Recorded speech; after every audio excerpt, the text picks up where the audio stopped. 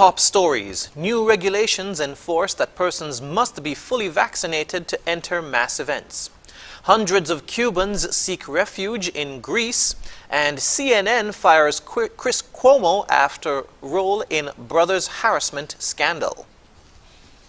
Hello and welcome to the ZIZ Midday Newscast. Today's Monday, the 6th of December 2021. I'm Jason Davis. Nationally, Police Force Superintendent Cromwell Henry says the new COVID-19 regulations will add another layer of protection against COVID-19 transmission. While speaking during a recent NEOC COVID-19 media briefing, Superintendent Henry said the new regulations will require that patrons show proof of being fully vaccinated before gaining entry to mass events. Only fully vaccinated persons will be permitted entry. Patrons entering these events will be required to present a valid government ID and their vaccination cards at the point of entry. The number of persons permitted to attend events and patronize bars will also be increased to 75% of the normal capacity of the venue. This capacity will be determined by the compliance team or the fire department, who will visit the establishment and conduct an inspection. Superintendent Henry added, quote, "With the new regulations and the new developments surrounding the new COVID-19 variant, we have to proceed with caution to minimize risk of infections," end quote. We will therefore require persons attending events to continue to adhere to the COVID-19 prevention measures such as good hygiene and sanitization behavior and the wearing of face masks. We therefore ask that organizers familiarize themselves with the new procedures and other provisions relative to events when the new regulations are published. Superintendent in the Royal St. Christopher and Nevis Police Force, Cromwell Henry. The following is a press release from Government House.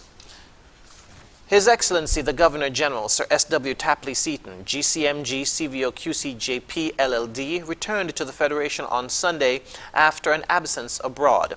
His Excellency is currently completing the 24-hour quarantine and has undergone the RT-PCR test and is expected to resume duties on Tuesday, December 7.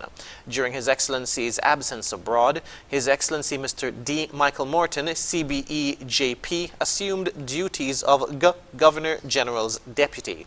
His Excellency Sir Tapley wishes to extend his appreciation to him for his kind service.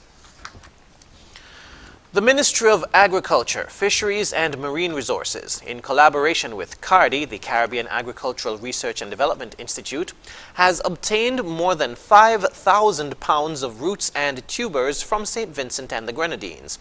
The shipment of roots and tubers, which includes 3,000 pounds of dasheen, 3,000 pounds of eddos, and 600 pounds of tanya, have been distributed to farmers at the Foy's Outreach Centre in Newton Ground as part of the Ministry's efforts to improve the quality and quantity of food production in St. Kitts and Nevis. According to the Food and Agriculture Organization of the United Nations, root and tuber crops grown in most islands of the Caribbean by smallholder farmers are an important source of dietary needs and a regular source of income for many rural farmers. The Ministry of Agriculture is seeking to use roots and tuber crops as a key pillar in the reduction of food and nutrition insecurity, the high incidence of non-communicable diseases, and the food import bill. An additional shipment of tubers is expected to arrive shortly. We now move to news on the regional scene. Asylum seekers from Cuba are joining others from Africa and Asia in trying to enter the European Union through Greece, but they are shut out of established procedures and processes, leaving them desperate for food and shelter. Al Jazeera's John Sarpoulos reports from Athens. Juan spends his days on his phone contacting other asylum seekers from his native Cuba. I thought of making a list to see how many. Juan spends his days on his phone contacting other asylum seekers from his native Cuba. I thought of making a list to see how many Cubans there are and give this to whichever organization we could. There are lawyers, doctors, civil engineers. We're not brigands. We wanted the country that will embrace us to see that we can offer things to society. We're not here to extract wealth and go home, but to be part of society and contribute. Juan says he became aware of the plight of other Cubans when he was arrested while trying to catch a plane to Italy. The walls of his cell were covered in graffiti opposing the communist regime in Havana. Cubans have been arriving in Greece since food shortages led to unrest and a violent crackdown in Havana last July. The US border is closed to them, so they fly to Russia visa-free, then to Serbia and walk to Greece. Many pay about $9 a night for a bed in a flat, but with their money running out, they sometimes find themselves on the street. Juan's friend Carlos managed to find a week of work in construction. I have 11 euros on me. That's all that's left from the week I worked. There are 9 children. Juan and I pooled our money and bought milk and other groceries for them. We are part of a group where everyone helps each other. Tonight I don't know where I will stay. I will make some calls. If I can't find a place, I'll make a plan. But there are others who are worse off. Carlos spent all the money he brought from Cuba buying several tickets to fly from Greece to Germany or Spain. Police foiled all his attempts to get there. Cubans could apply for asylum. That would entitle them to a rent subsidy and monthly cash allowance. But they would have to have registered at a reception centre, like those found on the East Aegean Islands, the usual entry route for refugees. There was no such centre on the North Macedonian border, where they entered Greece. So their only option now is to apply online. Even that is difficult, says Vasilis Papadopoulos, who runs a legal aid charity for refugees. These refugees have another option. They can formally apply for asylum before being deported, but then they'd risk being imprisoned back home. We asked Carlos how he felt about that. I'd rather spend my life in jail here than return to Cuba. John Psaropoulos, Al Jazeera, Athens. The inaugural Frontier Airlines flight into VC Bird International on Saturday was a beacon of national pride as 2 Antiguans and Barbudans were among the crew. ABS's Raghib Aparicio reports on the fulfillment of dreams crystallizing in an occasion of national inspiration. When he was a little boy, one day he looked up and he saw one of those big jets passing. I think he was about 6 years old, and he said, "Mommy, one of these days I'm going to fly one of those big jets into Antigua."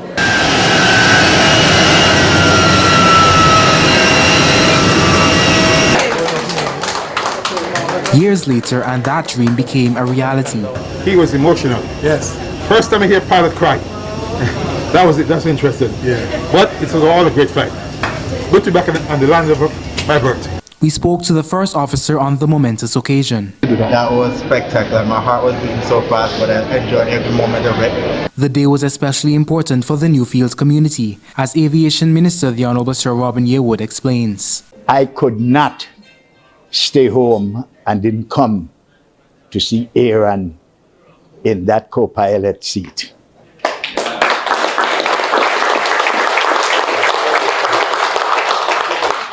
His mother is here, his wife, and the only missing person is Grandma. And if I didn't come, how could I ever go back to Newfield? Simon's return to the country was short.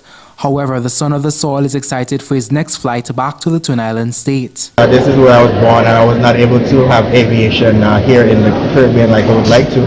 So I had to go to the U.S. and it worked out great, bringing the first aircraft for my company to Antigua. So that was awesome. Tanisha Henry, one of the flight attendants aboard the flight, is also Antiguan and Barbudan. Raghib Aparicio reporting for ABS News. Internationally, CNN anchor Chris Cuomo has been fired after an internal probe into whether he used his position to help defend his brother, former New York Governor Andrew Cuomo, from sexual misconduct allegations. NBC's Raf Sanchez reports. This morning, CNN anchor Chris Cuomo out of a job, fired after an internal probe into whether he used his position to help defend his brother, former New York Governor Andrew Cuomo, from sexual harassment claims by multiple women. CNN saying, "We retained a respected law firm to conduct the review and have terminated him, effective immediately." While in the process of that review, additional information has come to light. Records released by New York's Attorney General show Cuomo admitting he asked other journalists about allegations against his brother. Business as usual, he called it. But it undermines claims he made on air at CNN. I never made calls to the press about my brother's situation. Andrew Cuomo resigned under pressure and now faces a misdemeanor sex charge. He denies wrongdoing. Chris Cuomo saying last night, "This is not how I want my time at CNN to end, but I have already told you why and how I helped my brother.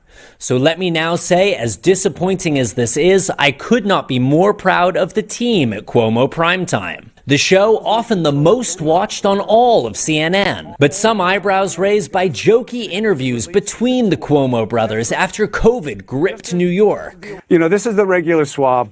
This is what we're told disappeared in the governor's nose. Two sons of one of America's most prominent political families, both brought down by their actions in a single sprawling scandal. Raf Sanchez, NBC News. A growing energy crisis is pushing Kyrgyzstan to increasingly rely on coal, hindering the government's response to pollution. The country's power infrastructure is almost entirely Soviet-era, with little to no investment in clean energy. The demand for more power will mean burning record amounts of coal in coming years. Al Jazeera's Zain Basravi reports. From a vantage point overlooking Bishkek, it's easy to see why Kyrgyzstan's capital is routinely ranked as the most polluted city in the world. Air quality can be so poor, buildings don't disappear into the horizon, they disappear into a cloud of smoke. Chimney stacks at an aging power plant the main culprits, dystopian giants dominating the skyline over a modernizing city. All year round, pumping smoke into the air, and industrial waste into a nearby landfill. The carbon footprint of the city's combined heat and power plant is enormous. But it's still not enough. Near the power plant, people are forced to burn coal to heat their homes in winter. We don't use much electricity. We fire the pit, and because we light fires and others do the same, the air goes bad. If you wake up in the morning, everything is black around us. They're saying on TV every day to save electricity, use less, get other light bulbs. We don't use electricity. So if we're not going to burn coal, what are we meant to do? It burns dirty, and all over the world there are calls to reduce its use. But in Kyrgyzstan, coal is king. Cheap, available, and essential to the power grid.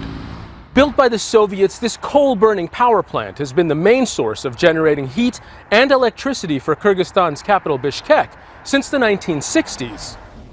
The country's power infrastructure is almost entirely Soviet-era, with little to no investment in clean energy. This facility was abandoned after the fall of the USSR and never came online. The current government plans to open it after retrofitting for natural gas, but the plan, too expensive, is now on hold. And as long as coal remains a quicker fix, the possibility of more pollution hangs in the air. If they would stop burning of coal and if the power plant was also working, it would be good. Pollution is harmful for kids. On the other hand, it would be good if the power plant was working. While it's not working yet, I am not afraid, but maybe in the future I will move. The demand for more power will mean burning record amounts of coal in coming years. More air pollution almost inevitable, leaving residents with little choice but to ride it out. Zain Basravi, Al Jazeera, Bishkek.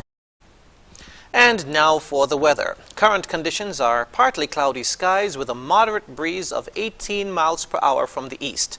The temperature is 29 degrees Celsius or 84 degrees Fahrenheit. Seas are moderate with waves of 4 to 7 feet and a small craft caution is in effect. The weather forecast for St. Kitts and Nevis says today will be partly sunny with a 40% or moderate chance of showers. Tonight will be partly cloudy with a 40% or moderate chance of showers. Sunset today will be at 5:33 p.m. Sunrise tomorrow at 6:24 a.m. And that brings us to the end of the ZIZ Midday Newscast. Join us this evening for these stories and more in detail. Thank you for tuning in. I'm Jason Davis.